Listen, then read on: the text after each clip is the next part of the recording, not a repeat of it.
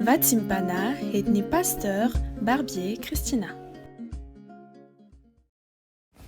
Mifankazara amin'ny tsy toa ianao dia hiadana zany no atongava ny soa aminao. Amen. Vavaka isika. Ray masina any ambony io, ray malala ilaza aminay isan'andro, ny zanako sy ny asan'ny tanako dia adidiko ihany. Misaotra amin'ny fahavelomanaina, misaotra amin'ny andro vaovao, hafanay manisa ny andronay sisa. Manantona anao amin'ny alalan'i Jesosy Kristy zanakao. Miantoraka manoloana ny fahamasinana aho. Dedera, anome voninahitra sy ankalaza ny anaranao masina. Tsy mendrika indrindra e. Indro manona tonom-bavaka eo anatrehanao. Raisoa, ho aja mamboninahitra ao. Ho anao, ny fiderahanay manao hoe masina, masina Jehovah tompony maro, heniky ny voninahiny ny tany rehetra. Amen. Misaotra Jesosy malala, vonina indray ianao, anome sakafo maraina ho amin'ny fanahinay. Taio ny teninao, ampitondranao anty mpanompo tsy mahasoa, mbola nomenao anjara fanompona amin'izao andro sabata izao. Lehibe loatra izany Jesosy, fahasoavana izany Jesosy, famindram-po no mbola afahako mizara ny fahatsaranao. Taio Jesosy ny teny ary, fa nanao mahery ikasika ny tsirairay avy. Misaotra Tompo, misaotra mpanjako, anao dera ny aja ny voninahitra mandrakizany. Amen. Miarahaba tsika mpianakavy ny finoana amin'ny anaran'i Jesosy Kristy avy any Nazareta, koa mbola mpitombona amintsika lalandava ry havana, ny fahasoavana ho mba-piadanana avy amin'Andriamanitra ray, amin'ny alalan'i Jesosy Kristy tompontsika ary koa ny fampiraisana miaraka amin'ny fanahy masina. Inona no tianao hataon'ny Tompo aminao? Zany ny fampahirezana ho zaraina amintsika amin'tia maraina ity. Hojerevantsika ny filazantsarany Jesosy Kristy tompony soratany Lioka, Lioka toko 7:20, andininy voalohany ka hatramin'ny 7. Amin'ny anaran'i Jesosy, ary Jesosy nilaza fanoharana taminy, fa tsy mety raha tsy mivavaka mandrakariva izy ka tsy reraka. Dia nanao hoe, nisy mpitsara tao an-tanàna anankiray, izay tsy natahotra an'Andriamanitra namena masolona, ary nisy mpitondra tena tao amin'izany tanàna izany, izay nakao aminy matetika ka nanao hoe, omeo rariny aho amin'ilay mananady amiko. Ary tsy nanaiky izy aloha, fa rehefa afaka izany, dia nanao anakapo hoe izy, na dia tsy matahotra an'Andriamanitra zaho, sady tsy mena masolona, mba omeko rariny ihany io mpitondra tena io. Fa manahirana izy, fandraho avo mandrakariva izy, ka hampahasosotrahy. Ary hoy ny Tompo, eno izay lazainy mpitsara tsy marina, fa Andriamanitra tsy hanome rariny, tsy hanome rariny ho an'ny olom-boafidiny va? Izay mitaraina amin'ny andro aman'alina, moa hitaredretra va izy? Lazaiko aminareo, fa omeny rariny faingana izy. Kanefa raha avy ny zanak'olona, moa hahita finoana ety ambonin'ny tany va izy? Amen. Ray masinao, mana masinana amin'ny fahamarinana, ny teninao no fahamarinana.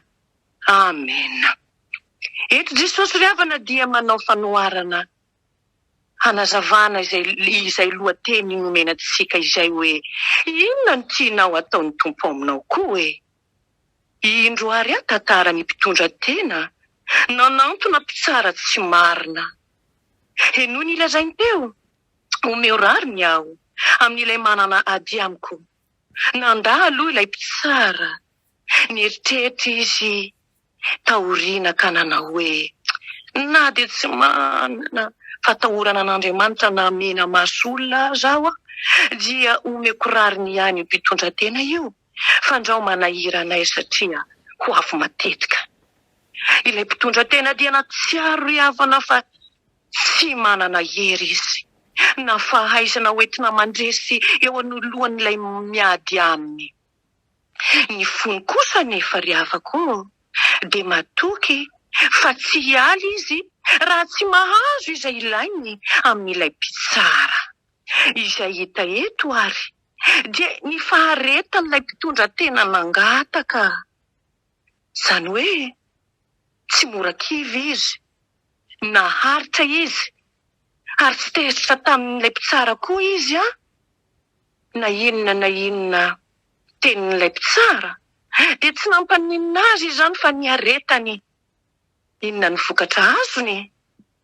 Azony rariny nangatahiny. O Jesosy mantsy ry havana hoe mangatady omena ianareo, mitadiava dia ahita ianareo, dodony dia hovoana ianareo. Ny mangataka ihany mantsy no mahazo, ny mitady ihany no mahita, ny mandondona ihany no voana. Tsarovy ilay mpangataka nanambahiny tonga alina, lasa nangataka mofo tamin'ny sakaizany. Ampisambory mofo 3 aho izy, fa ny sakaizako nandeha tamin'ny alehany ka tonga tsy ato amiko, ka tsy misy izay hafahanako azy. Ary ilay ao an-trano kosa namalika nanao hoe aza manahira anay, fa efa mihidy ny varavarana izaho, ary ny zanako mandro eto am-pandriana eto amiko, tsy afaka hifohanome anao aho, hoy izaho aminareo. Na dia tsy ainga hanome azy noho ny fisakaizana azy izy, dia hifo ihany izy noho ny fitarainany fantatra ka hanome azy izay ilainy. Hitantsika izany tantara izany any amin'ny Lioka 2:12 andininy 1 ka hatramin'ny 9 Havako, samy nanome izay nilainy na ilay mpitsara tsy marina, na ilay sakaiza nangatahana mofo.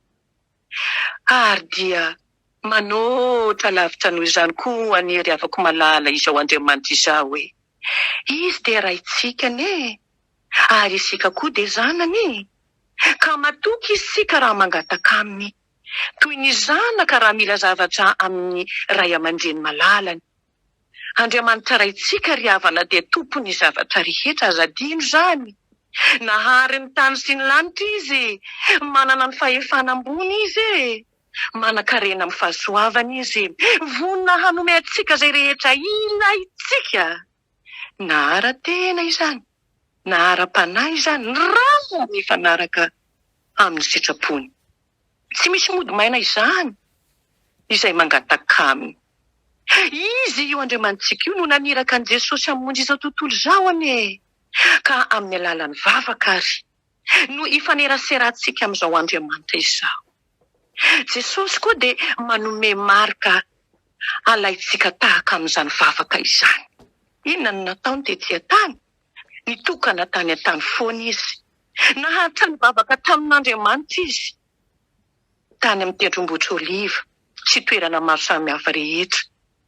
Eny, fa na dia nalay mpanahy tamin'ny zavatra rehetra izy dia naharitra satria nahery ny vavaka, ary dia nandresy ny fahavalo. Tsy vitan'izany ny fadihanina 40 alina izy. Hoy mantsy Jesosy ry havako, tsy mety hoy izy eto raha tsy mivavaka mandrakariva angetsika ka tsy reraka. Ilaina ny vavaka, tena ilaina ny vavaka ry havana, fa andro sarotra an'izao andro mampatahotra an'izao fa izany vavaka izany hery manohana ny fanahintsika. Ny vavaka no ifampidiny antsika sy ifampiresantsika amin'Andriamanitra. Io no atao hoe tetezana tsy hita maso, karazana telegrafy, tsy misy tarby, mampitohy ny tany sy ny lanitra. Votoatim-piainantsika ny vavaka. Azahoantsika hery hoentina manefa ny anjara fanontona koa izy izay nomen'Andriamanitra antsika. loharano velona mamelombelona ny fanahy ny vavaka, ahatazanana ny any akoatra ny vavaka, ahitana ny voninahitr'Andriamanitra ny vavaka. Rehefa ny vavaka tao an-tendrombohitra Jesosy dia niova ny tarehiny ka namirapiratra. Ry havana malala, moa mazoto mivavaka ve isika? Inona ary no azonao tamin'ny vavaka nataonao? Raha mazoto mivavaka dia tsy mametra andro na volana nataona, fa manao koa an'izany isan'andro isan'andro. Impiry izao sy anao no mihinan-kanina indray andro, impiry kosa izao sy anao no mivavaka. Mety hoy ny sasany hoe intelo, maraina, atoandro, hariva. Tena efa tsara izany. Efa tsara, nefa aoka tsy hametra andro na fotoana, fa ataovy toy ny rivotra iaina ny fanahy ny vavaka. Ka maty ny olona raha tsy misy rivotra iainana, dia maty tahaka an'izany koa ny fanahy raha tsy miaina amin'ny vavaka. Mazotoa mivavaka, mba tsy ho reraka. Nahazo valiny ve ianao tamin'ny vavaka nataonao? Raha nahazo, mifalia. Raha mbola tsy nahazo kosa, aza kivy. Tondroy mivantana ary. Ny zavatra angatahiko sy angatahinao, tahaka ny nataon'ilay mpitondra tena. Hoy izy mantsy hoe, omeo rariny aho amin'ilay manana ady amiko. Mety hanao an'izao koa ianao. Omeo asa aho. Omeo zaza aho, Jesosy. Omeo vady sahaza aho. Ovay ny toetrako. Ampitomboy ny finoko. Sitrano aho, Jesosy. Izany rehetrarehetra izany, tsisy maharatsy an'izany antaka rehetrarehetra izany. Naharitra nangataka io rarin'io mantsy io vehivavy io ka nahazo. Dia indraindray koa nefa ny vavaka azahoantsika valiny miaraka amin'izay. Ary indraindray kosa nefany maharitraritra vao azo ny valim-bavaka. Fijoroana vavolombelona fohy dia fohy. Tamin'ny taona 4 aho nangataka zaza faharoa tamin'i Jesosy. 7 taona taty aoriana vao ny valian'i Jesosy izany zaza izany, dia nomeny zazakely aho araka izay hataka nangataoko taminy. Tamin'ny andro mpahaveloman'i Jesosy tetỳ an-tany koa dia maro ny mpangataka nanantona azy, ka nahazo izay rehetra ny lainy. Ohatra, hitantsika ny tantaran'ny tandapa tao Kana narary anaka. Hitantsika ny tantaran'ilay kapiteny tao Kapernaumy izay narary mpanompo. Hitantsika ny tantaran'ny Zairo narary zanaka ka maty iny. Velomin'i Jesosy, ilay vehivavy Kananita narary anaka nosotranin'i Jesosy. Ry boka 10 lahy nidiovin'i Jesosy. Ry jamba tao Jeriko nampahiratsiny Jesosy. Ilay lehilahy narary anaka nampahorian'ny demoni nafahan'i Jesosy. Sy ny sisa. Samy nahazo izay nilainy ireo rehetra ireo mba ho fanamarinana ny tenin'i Jesosy manao hoe mangatahady omena, mitadiava ary dia hita. Raha miray amiko ianareo iny tompoka mitoetra ao anatinareo ny teniko, dia angataho izay tianareo na inona iny tompo, fa ho azonareo izany. Esory ny fomorakivy afako, tsy azahoana valim-bavaka izany. Fa manana isika faharetana, tahaka n'ilay vehivavy Kananita sy ilay mpitondra tena nahery nangataka. Fa izao, vao mafy Davida noho ny fandikana ny didin'Andriamanitra. Ny fona sy ny bebaka izy tanaty tsy ary fahalotona. Sasao madio aho izy mba ho afakelo kary diovo aho mba ho afa-pahotana. Ny mpivavaka koa izay mahatsiaro ota no sambatra indrindra ry havana malala. Fa raha mibebaka isika dia mahazo famelan-keloka. Izany na tonga ny mpanao salamo milaza hoe sambatra izay voavelany elony sy voasarona ozy ny fahotana. Ary sambatra ny olona izay tsy sain'i Jehova ioka, ary tsy misy fitaka ny fanahy. Tian'Andriamanitra lazaina amin'izany dia ny mpivavaka manamary tena tahaka ny ary fariseho dia tsy mba mahazo valim-bavaka na oviana na oviana. Tsy mihaino ny mivavaky ny olona feno fiavana vonana Jesosy. Tsy mihaino ny fivavaky ny olona feno fireharehana Jesosy. Fivavahana feno fifonana sy feno fanetretena ary fibebahana ka mangataka famindram-po tamin'Andriamanitra, izany no henony. Tahaka izany koa ilay zanak'Adala, efa nanota tamin'ny lanitra sy teo anatrianao aho, ka tsy mendrika tao hoe zanakao intsony. Inona no azon'ilay mpamoretra koa? Izany lehilahy izany dia efa no hamarinina hoy ny Tompo, fa izay manetry tena matsy no asandratra. Inona koa no azon'ilay zanak'Adala? Anao aingana ny akanjo tsara indrindra ka ty akanjoy azy, asio peratra ny tanany sy ny kapa ny tongony. Avia iara mifaly amiko fa ity zanako ty efa mahatozoka velona indray, efa very ka hita indray. Mpivavaka matsiaro tsy fahombiazana, ka miantoraka eo amin'Andriamanitra no ilaina ankehitriny. Mitomany eo an-tongotro Jesosy tahaka n'ilay vehivavy mpanota. Mpivavaka manitsy tena, hoy ny Tompony hoe, tsy mety raha tsy mivavaka mandrakariva ka tsy reraka. Aiza no misy ianao ry Jeso, fa ny foko mitady anao. Toerana aiza no ahitako anao, ry Jeso, misy anao aiza mo? Mantra mitady ianao, aiza ianao, ianao ry Jeso, ny entana dia mavesatery, ry Jeso, misy anao aiza mo? An'Andriamanitra rery voninahitra, mivavaka isika. Jesosy Tompo, mahantra tokoa izay raha tafasaraka aminao. Tsy mahefa na inona Jesosy raha tsy mifandray aminao. Resy, babo, ankehitriny anefa mbola indro ny tanam-pahazavanao. Miantso anay hivavaka mandrakariva, ka tsy reraka.